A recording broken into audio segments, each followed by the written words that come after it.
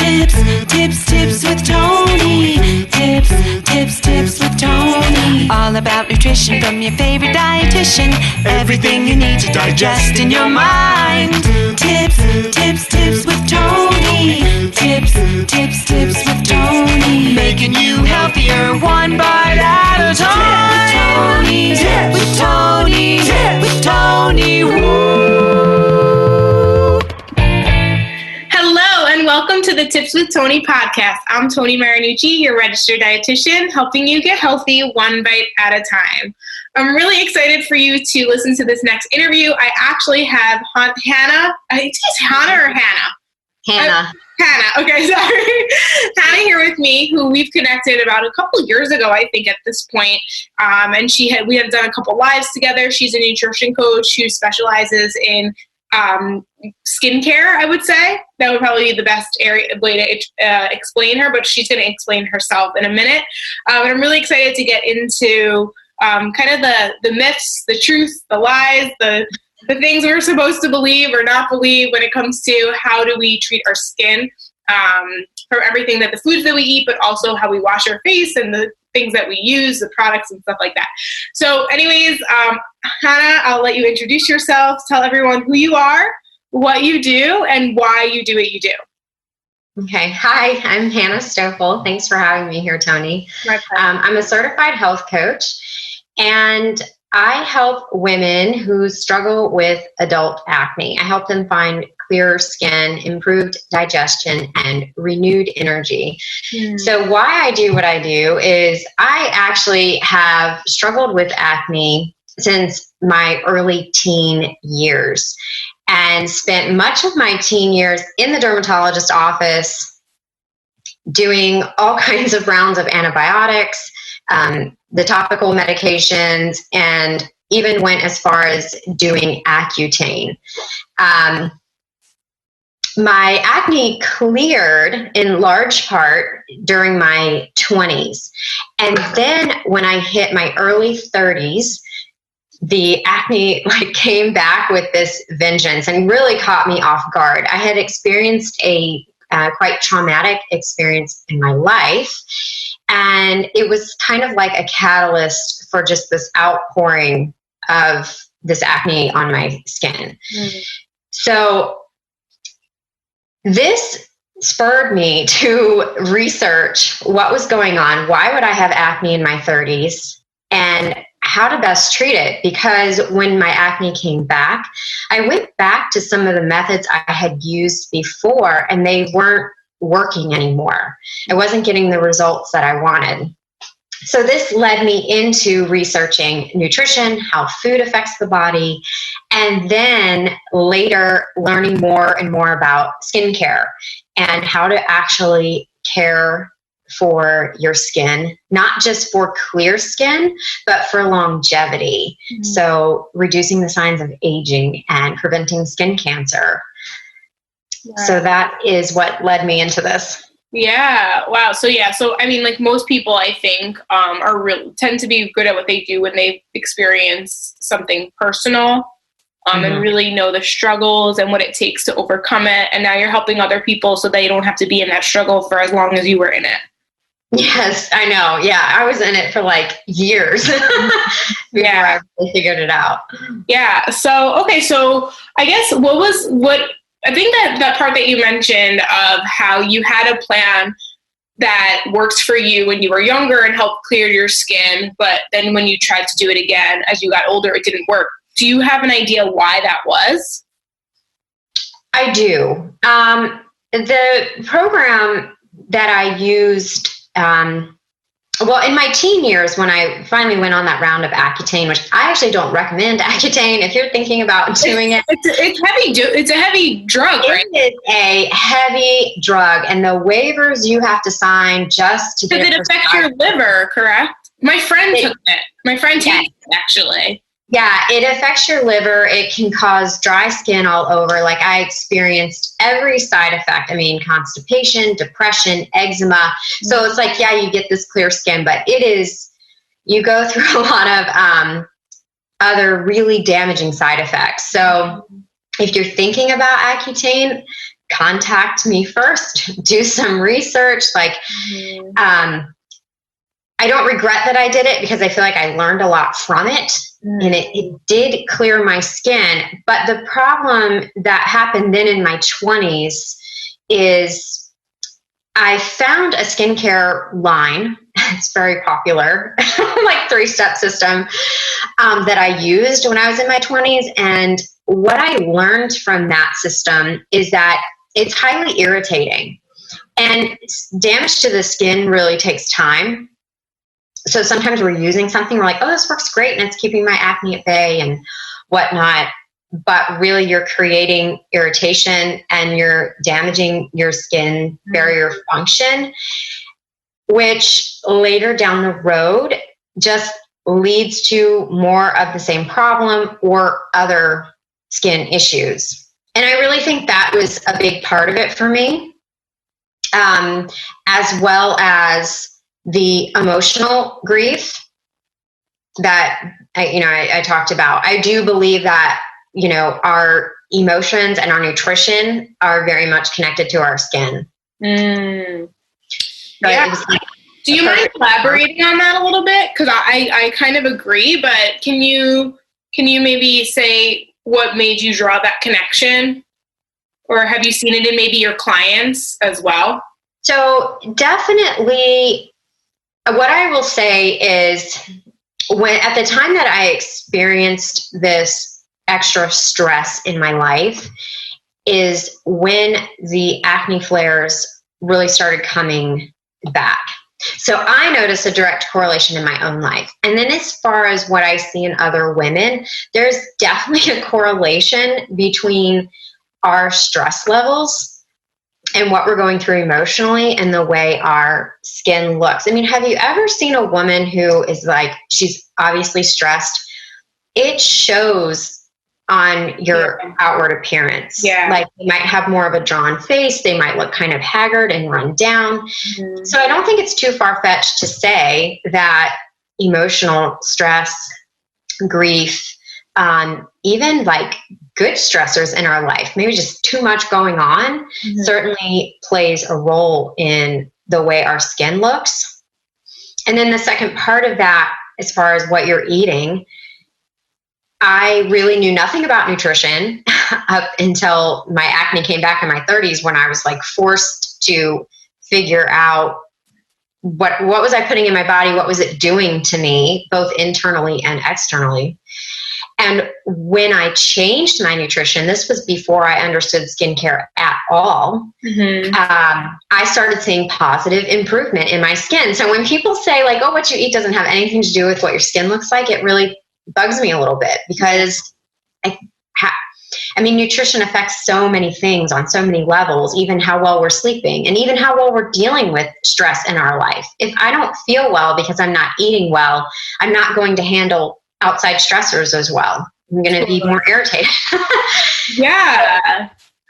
So we're definitely going to circle back to that in a minute, because I think nutrition plays a key role. I mean, basic things. I know you can elaborate a little bit more, but like water and protein and like nutrient dense foods, you're pretty much going to have a much clearer skin if you can like master those things. But going back to what you said, which I think is really interesting, is actually at the very beginning when you described what you do, you said that you help people clear their skin, help with their digestion, and to eat healthier. Energy.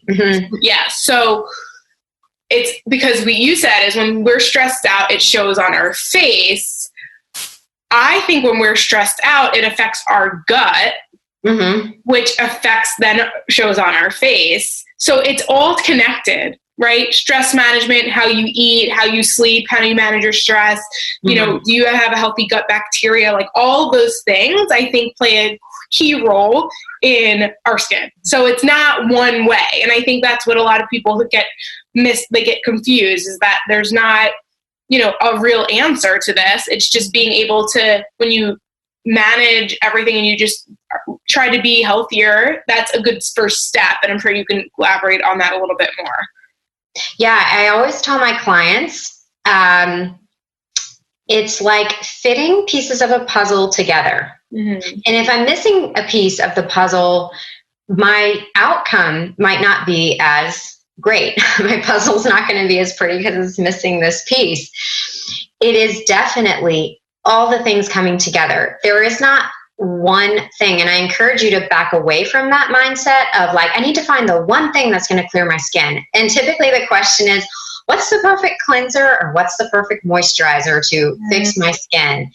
That is not the right approach. And you're probably not going to get the solutions you want if you are still taking that approach. Right. Yeah. Like what you said, Tony, gut health, what you're putting in your body, and skincare, it really comes together in this beautiful picture to give you the results you want.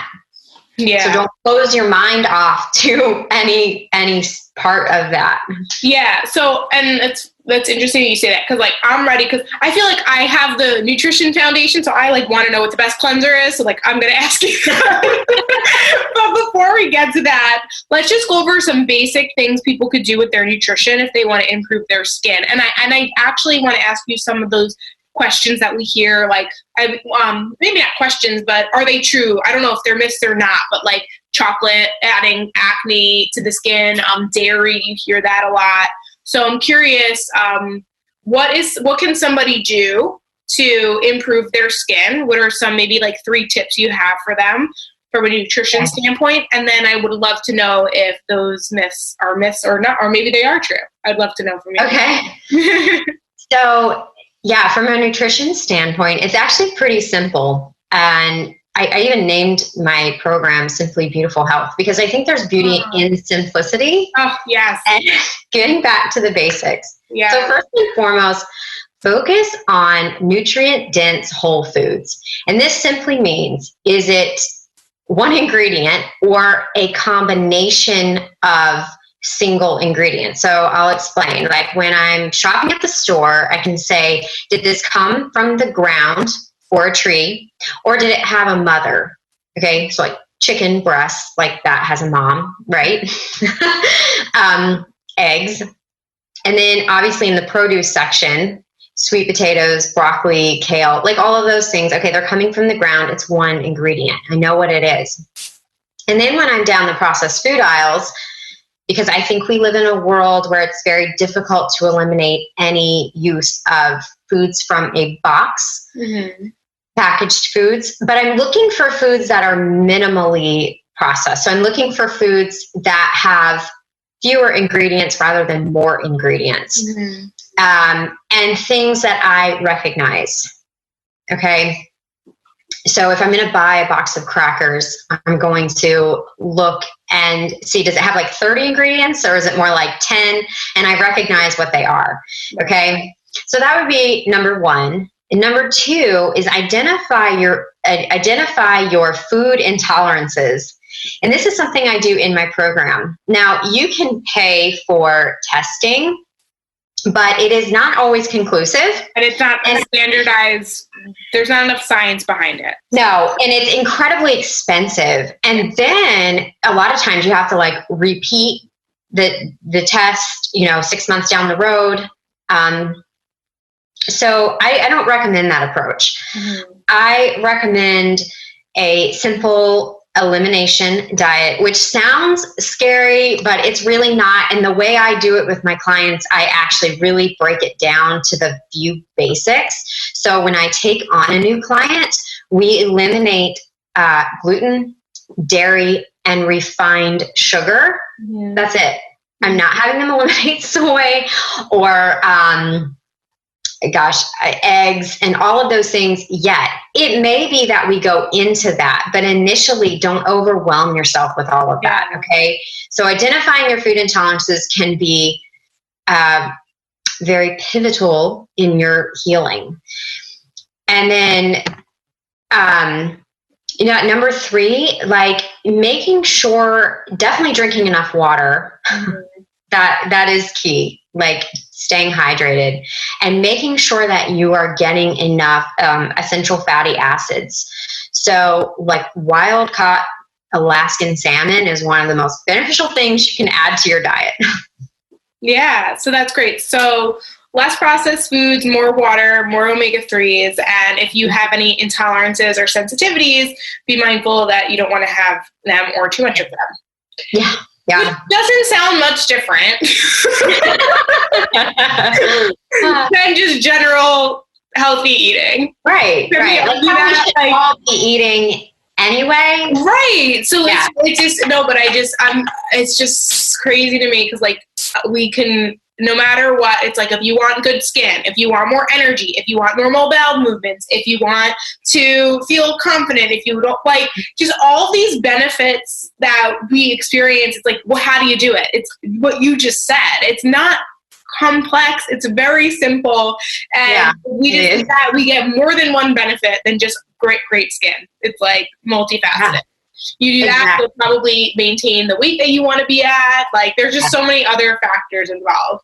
And I've had people on here before where we've spoken about, like, and I've even talked about, like, testing, whether it's an allergy test or a DNA test or anything like that. And they're not standardized. So if you guys haven't listened to those episodes before and you're just new to the podcast, just know, like, those are not standardized testing. What actually ends up happening is, you made a good point. You're like, we're not going to remove things like eggs and soy because those tend to show up on those tests. But a lot of times if you just like eat a lot of eggs, you're going to show up that you're sensitive to because you have the antibodies in your system. So it's not even necessary most of the time. And what I find with those tests is they have like pages and pages of foods that you may or may not be sensitive to, that you've been eating your whole life, have never had an issue with, and now you're like, oh no, I can't eat that. And it actually only perpetuates that food fear and creates more stress and creating more stress, right? Which is more stress doesn't help your skin, right? Which stress, which impacts your microbiome, your gut, which affects your sleep,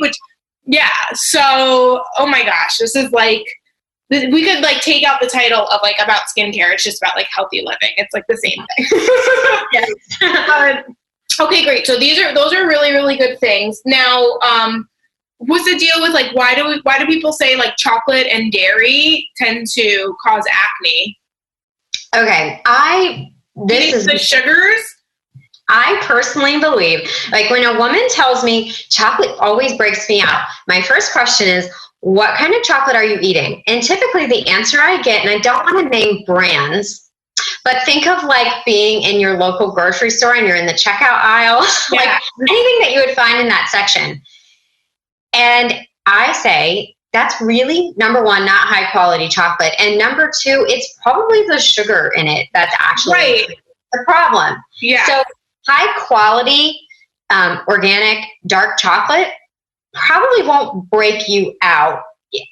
There's always an exception to the rule, and I have spoken with women here and there who have said, I have tried even like the most pristine chocolate and still get a breakout. All right, I'm not going to call them a liar. That maybe is true for them. But chocolate in general, if you are having just, a portion of it after lunch or after dinner, I actually don't think that's a problem. Especially, it's a good source of magnesium. It can elevate your mood. Yeah. I don't think it's a bad thing. I eat chocolate every single day and I have clear skin. So dairy. Someone who's prone to not having clear skin. Yes, exactly. Yeah. I'm very acne prone. Like, that's very important to stress. Yes. The dairy thing is, there was a study done that showed a connection between low-fat dairy and acne. I'm not someone who really recommends low-fat dairy anyway. I don't think we should have too much dairy in our diet. It can be inflammatory. What I have found for myself, this is completely anecdotal, but what I found for myself is I can have some hard cheeses like Parmesan or like a sharp cheddar occasionally, but I don't eat them all the time. And I certainly am not consuming cow's milk, ice cream, anything like that. And again, it goes back to the sugar component. There is a strong connection between dairy and sugar. Yeah. So that's a good point. So you're saying with any milk they're going to have any cup of cow's milk is going to have about 8 grams of sugar. in going back to your chocolate, if it's not like at least 70% dark cocoa, the first ingredient is probably going to be chocolate, like not cocoa. So that's a good point. And then I think you said it's anecdotal, which I would agree with. And I think it is strongly related to gut health as well. I think some people tolerate dairy more than others, and you can find that those don't tolerate it well, whether it's digestive wise, like needing to use the bathroom, or finding that it causes them on their skin. They're just more sensitive than others. Or even constipation. Yeah. So I mean, again, and it's important to note, I've never been able to digest cow's milk ice cream. Like, I cannot eat ice cream. I will be doubled over in pain. Just ask my husband. So that goes back to your personal intolerance. Yes, exactly. Which is why the second part of what I said is really identifying your food intolerances. Yeah. Knowing which foods suit you best. Yeah. And sticking with that as often as possible. It's not that I don't ever eat cheese. Right. Right. But I'm certainly not having it every day. I wouldn't feel good. Totally. Yeah, good. Very, very good point. Okay, great. All right. I think we covered the nutrition stuff, unless you want to add anything else. No, that's good. Okay. Cleansers. I want to know.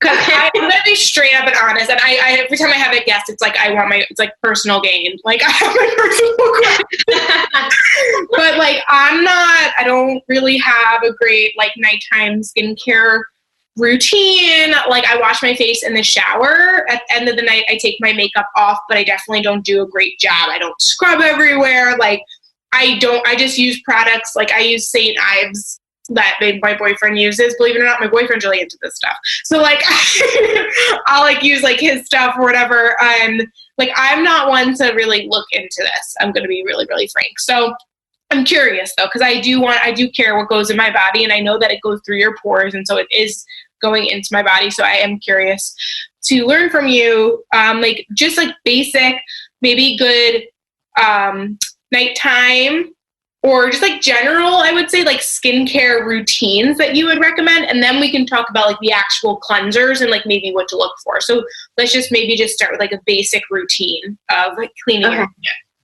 Okay, well, a basic skincare routine really includes three things. Number one is your cleanser.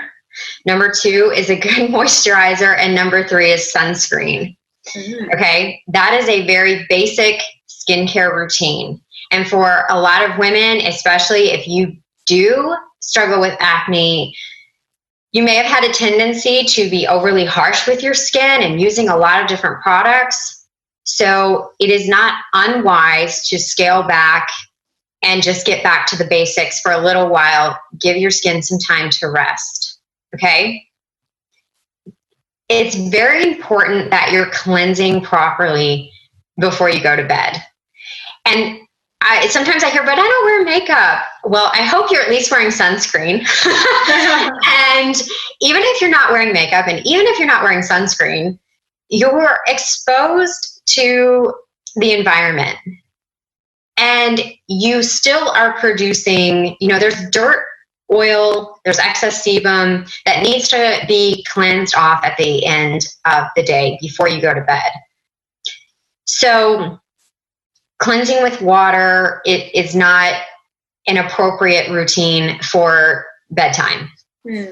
Okay, you want to use a cleanser. And what makes a good cleanser is, first of all, it's important to understand that your skin is slightly acidic.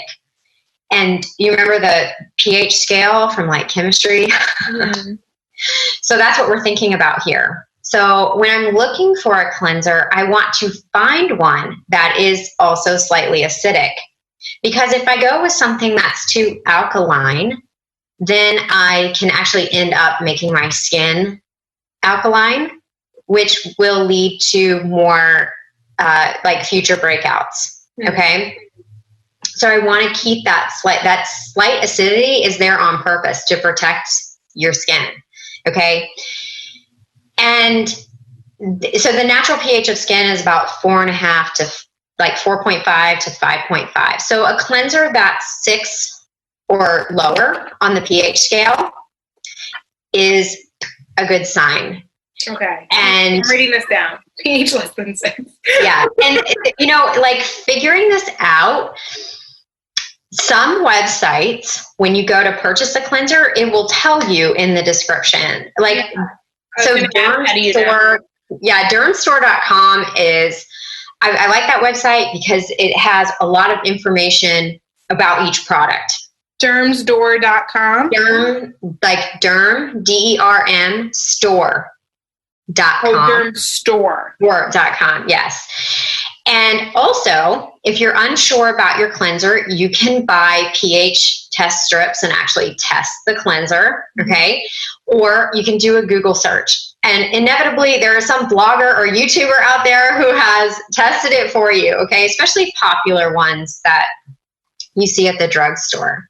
So you want to look for a good cleanser that has good surfactants in it, which is actually what's going to remove the dirt, oil, and makeup from your skin. So a common misconception is we hear about sodium lauryl sulfate, which is actually, it is a very irritating detergent. But sodium laureth sulfate is actually a much milder surfactant that is effective at removing all that dirt, oil, makeup, sunscreen, breaking it up, getting it off without overly stripping your skin. And that's always the goal of a cleanser. Some of finding a perfect cleanser is a little bit of trial and error on your part as far as what works for your skin. Mm-hmm.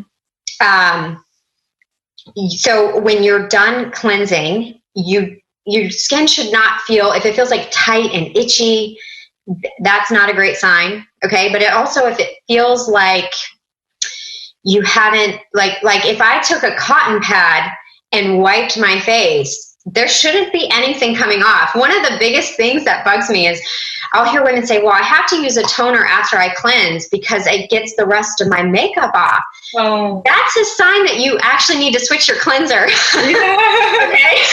Like a toner is an unnecessary step. We can get into that, but you know, your cleanser. Really? Oh my God, yeah. I hate so much. Now there are products that are similar to toners and have a toner-like feel, but they actually serve a function. And we can talk about that. That's like an exfoliation type step in your skincare routine. But right now, sticking with like a basic skincare routine is your cleanser should effectively remove everything. Mm-hmm. And if it's not, then you don't have an effective cleanser. It's also important that after you cleanse, after you break all that up, I actually do 2 steps. So I use the same cleanser just 2 times. Okay. Because I feel like the first time you're really just breaking up the makeup and sunscreen. And then do you use a makeup remover? Do you use a makeup remover? Like, so, okay, because here's the question. Okay. So like, your cleanser is removing your makeup, or do you use a makeup remover and then you use a cleanser? My cleanser removes my makeup. And I used to always use a makeup remover, and I never understood, how can someone not use a makeup remover? It won't come off. But when you find a well-formulated cleanser, it will come off. So interesting. Oh, Hannah has her cat in there. It's okay. So my cats, I locked them out for this one, but like they can't see us. But I can see your cat. You so cute. Oh, now Chloe are in here. So yeah, when you're done cleansing, if you will rinse your face like 7-8 times with water, you really want to make sure you're getting all that cleanser residue off. Do you have any other questions specific? Yeah. So, okay. So, all right. So we're using a cleanser that does it. Well, so here, will the cleanser that removes your makeup actually say makeup remover on it, or it's just a general cleanser that you know is good and that removes your makeup? No, like none of the cleansers I use or recommend say makeup remover. So do you mind us asking, like, because I know people are going to want to know, like, what do you use? Like, what do you use to take your makeup off? I'm always like a little hesitant to share because what I use may or may not suit someone else, depending on if they have the same skin type as me and the same issues. That's a good point. There's a couple cleansers that I do like. One is from La Roche-Posay, and you can get it at Walgreens, Ulta Beauty. You can buy it online. But it's just a basic gel cleanser. It comes in a blue bottle. I think it's called Purifying Foaming Cleanser or something. Okay. That one I like. One of the things I love about it, it is fragrance free and it's not overly drying. Mm-hmm. So I can use that with, I've used that cleanser for months and months. I mean, I think I'm on my third bottle of it, and it's a pretty good size container. Mm-hmm. And have had no issues with irritation from it. Bioderma also makes some really great cleansers. Those are harder to find in the United States unless you purchase them online. But they also have some really great cleansers. And then some people love, like, CeraVe is a great drugstore brand cleanser. Okay. One that I see out there a lot is the Cetaphil. Oh, yeah, that's it. And a lot of people are like, oh, yeah, you got to use that cleanser. I'm really not sure about the acidity of it. I've been told it's alkaline. I've never tested it myself, but it's really not that effective at removing dirt, oil, and impurities. Okay. I just don't think it's a great cleanser, but I know that's kind of a common one that we're told to use, especially in the world of acne. I can't tell you how many times I've heard that recommendation, but that's not one that I ever. So yeah, gotcha. And what kind of skin type do you have? Well, it's interesting because I always had really oily skin, mm-hmm. and I really believe that, remember I told you that 3-step system I used when I was in my 20s? Yeah. And I used it for like a whole decade. Yeah. It really, really changed my skin. It caused a lot of irritation. And, you know, as I've aged, I'm like close to 40. I'm closer to 40 than I am 30. You know, skin gets drier. Yeah. So it's interesting. I still do have very acne prone skin. So I'm not completely devoid of like oil, you know, production. But I do feel like I tend to be on the drier side, and that's not uncommon. And it's not uncommon at all if you feel like parts of your skin are really oily and other parts are really dry. That's totally normal. Yeah, I think that's good. That's a good point. Yeah, I think as you get older, like you said, your skin changes, and then also you've changed the way that you ate. I'm assuming, right? Yes, I actually changed the way I ate long before I really understood proper skincare. Mm-hmm. So I was kind of still all over the place with skincare just because I didn't totally understand it. And yeah, I mean, changing my diet is where I initially saw a huge improvement in the appearance of my skin. My acne calmed down a lot from my diet alone. So I hope that's encouraging. Yeah. Oh, absolutely. Absolutely. Yeah, I think anybody listening to this podcast at this point knows that nutrition is like, it's a necessity. Yeah, it's a non-negotiable. We got to eat healthy people. Yeah. Okay, great. So you said the first step is getting a good cleanser. The pH should be under 6. To test, go to dermstore.com to know if it is. You mentioned a word. It sounds like sodium something. You said, is that something that we should look for in the ingredient list? Well, it is one effective surfactant. It is not the only one. Okay. There are several that you can be looking for, but I'm going to botch the name, so I'm not going to try to pronounce it. If you want more information, specifically, like Google, or you can go to my website. Yeah, your stuff. Don't Google, guys. Don't Google. Go to Hannah's page. Don't Google. You're gonna open rabbit hole of rabbit hole. Yeah, well, yeah. Go to her. But yeah, what I was saying about the sodium lauryl sulfate really gets it. It is not a great, it's a good detergent, but it's very irritating and will be drying, and that just leads to more of your problem. Mm-hmm.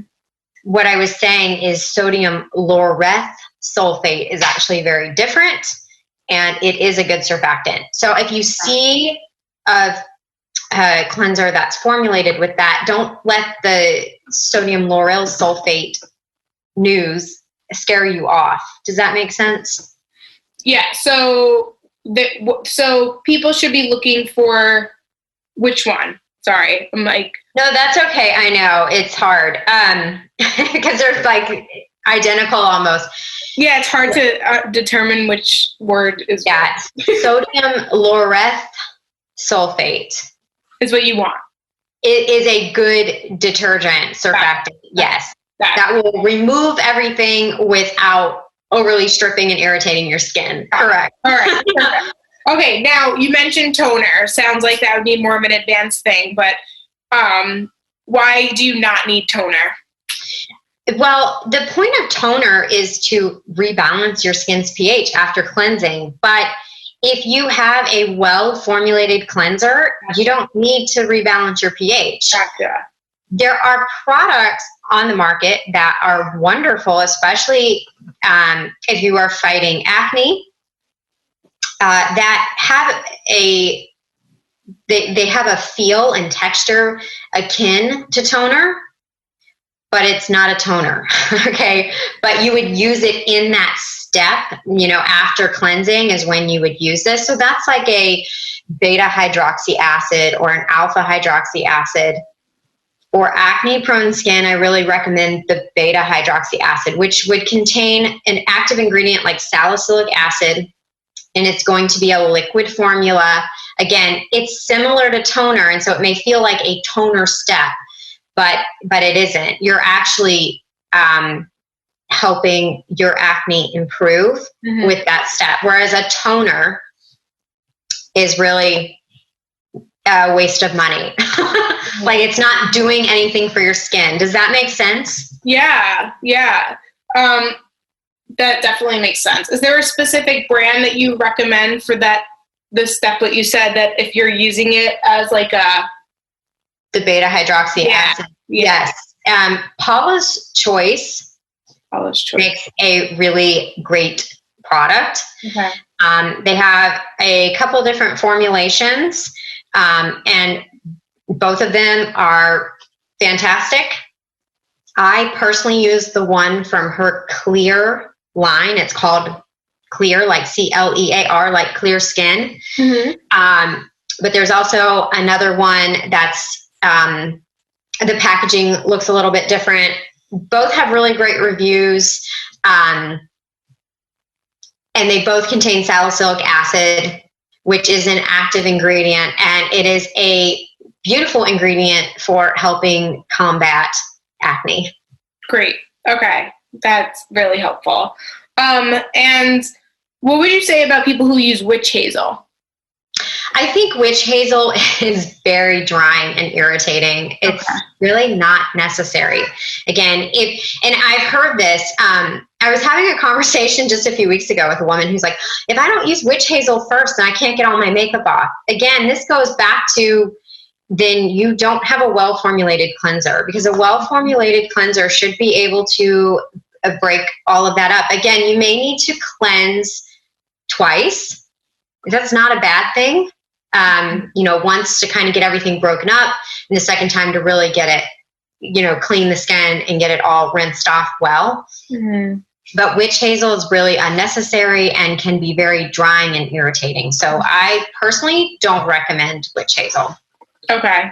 Thank you. Thank you for that. So I am wondering, I want to be mindful of time. All right. We had a couple more minutes. So before we started recording, you had mentioned, that like previously you were like all about like complete clean beauty and all of that. And now you've kind of done some more research, and you've really started to realize like that it's not so black and white.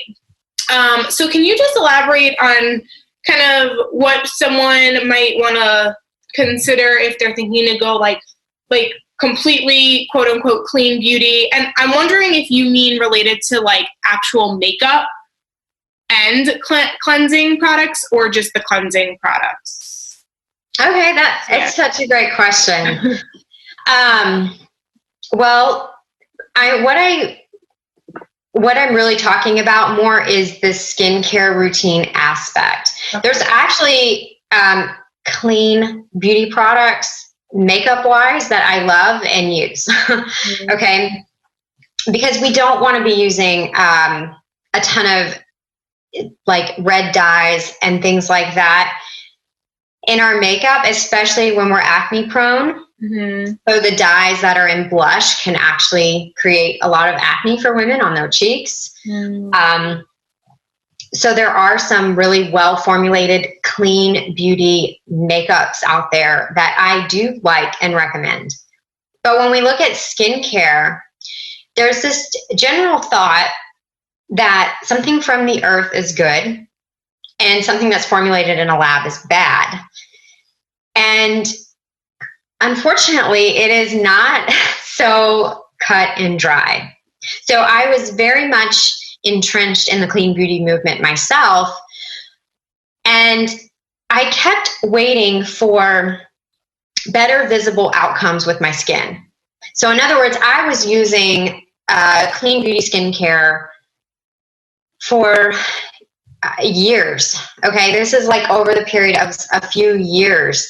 And I kept thinking, one day I'm going to wake up and my skin is just going to be this glowy, clear skin that I've been promised it's going to happen if I just stick with this. And that wasn't happening. And what I noticed was my initial goal when I started clearing my skin was I wanted to be able to go to my supermarket, to go grocery shopping, and feel like makeup was optional. Like if I wanted to go without makeup, I could. Mm-hmm. And that was always my goal. And the whole time I was using natural beauty, like natural skincare products, I never felt that way. Even when I was not broken out, my skin constantly looked red and inflamed. So this led me to question the validity of our plant extracts and botanicals. What are they really doing to our skin? Is it true that just because it comes from the earth, it's good for me, and just because it's formulated in a lab, it's bad for me? Mm. And through this process, I started noting other women who are very much into the clean beauty movement. And when you see them without makeup, that was one of the first things I noticed was the redness and the irritation, the need for makeup to look like you had clear skin. Mm-hmm. And for me, I was kind of like, that kind of negates the whole point for me. Mm. So I began doing further research and found out that a lot of the stories behind like the natural beauty movement are based on inconclusive studies. And it's a lot of fear mongering, really. Creating this fear of, if you use this product, you're messing up your hormones. It's an endocrine disruptor. You're going to end up with cancer. But a lot of the studies and the research behind it is really inconclusive. It's not such a direct path. Now, the other part of this is to recognize that literally everything is a chemical. Water, air, okay? Like everything. So when people say, oh, I live chemically free, if you're breathing air, no, sorry, you're not. Like exactly. You may be using plant-based chemicals, but you're not chemical free. Even when I take essential oil, which I love essential oils, I have my diffuser going right now. I use them all the time in my house.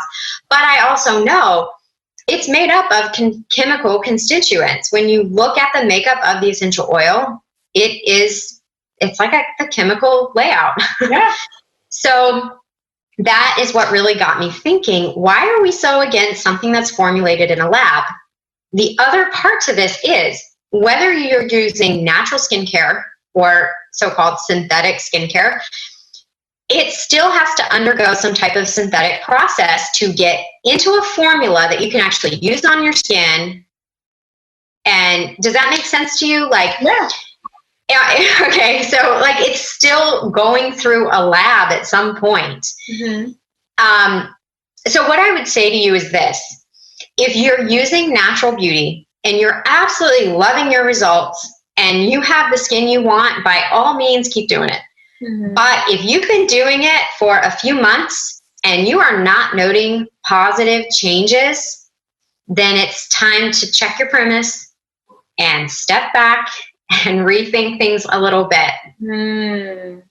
Wow. That was so powerful and so well explained. And I just can't stop but think of the parallels between that and diet culture and the fear that people are put under. And we were talking about this before we even got online. And I had the interview with Michelle Payne, who wrote Food Bullying, the book about food bullying and like, are you buying BS, which is like bull speak, which is, we're believed that like, if we eat this certain type of food, our hormones are going to get screwed up and like our whole life is going to change. And it's like, no, it's not really so much like that. And you have to be careful because most people out there are cherry picking data from research studies that are not really well controlled. And it's not, 100%. So I think that was a really, really great point, a really great takeaway. We didn't get to a lot, but I want to be mindful. Oh, we didn't. We need to do this again. We definitely need to do it again.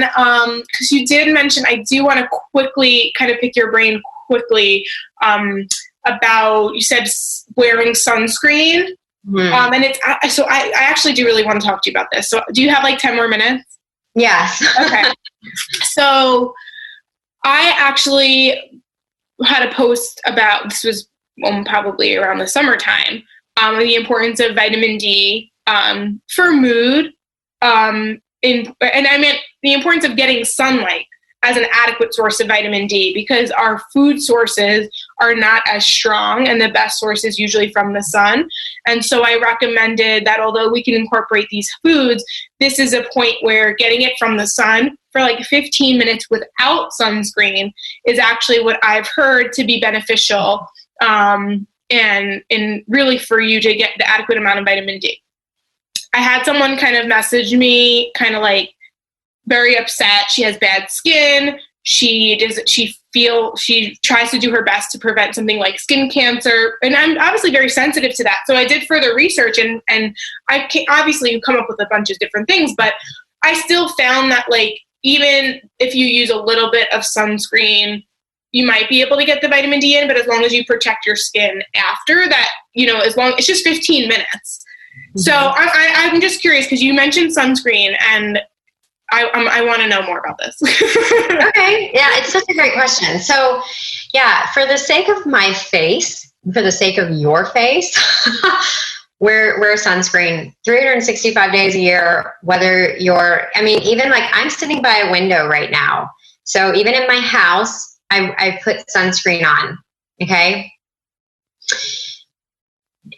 Your skin cannot properly heal if it is not protected from the sun's harmful rays. Okay. So if you are trying to heal acne, it's going to be more difficult if you cannot find a well-formulated sunscreen that you tolerate. Okay. And choosing a sunscreen is a completely different podcast. Yeah. But it is important to find one that suits your skin. Now, I agree with you on what you're saying about proper vitamin D. And what I've learned is I do think going out for 15 minutes and exposing your body to the sun is fine. I personally would protect my face though. But what happens if you have body acne? Say that body acne? Yeah. Then you may want to cover up that part of your skin. I mean, you can still get vitamin D. Like what I've learned is even from your scalp, your like your fingers, like in between your fingers, and there's still places, even if you have sunscreen on, I mean, unless you're really diligently applying sunscreen, which most people don't, there's a way to apply sunscreen, and you probably on your body, you're missing some pockets where you're still going to get that absorption. If you are concerned about vitamin D absorption, though, I would say wear sunscreen on your face and expose those parts of your body to the sun and getting that exposure for 15 minutes. Yeah. But I do think for aging more gracefully and preventing acne and healing acne and eliminating or reducing the risk of hyperpigmentation. So when we have acne, even when it goes away, there's still typically there's hyperpigmentation there. Mm-hmm. So to lessen those odds, sunscreen is a big win in your favor. Okay. Yeah. Does that answer the question? Absolutely. Yes. Thank you so much. And we're definitely going to have you back. I really, really want to have you back because I think we'll have you back kind of closer toward the summertime when people are applying sunscreen more, but also I want to talk to you about makeup and yes. And there's makeups that have SPF in it. So it's but is it? There are, but just a little note very quickly, please don't rely on the SPF in your makeup as your sunscreen. You can, if you want to know more about that, contact me. But that is not, if your makeup happens to have SPF, fine. But that is not all you need for many reasons. Yeah. Okay. Okay. So you are a wealth of knowledge. So please let people know how they can find you. Yes, you can go to my website, which is my first and last name, hannahstoffel.com. My last name is spelled Stoffel.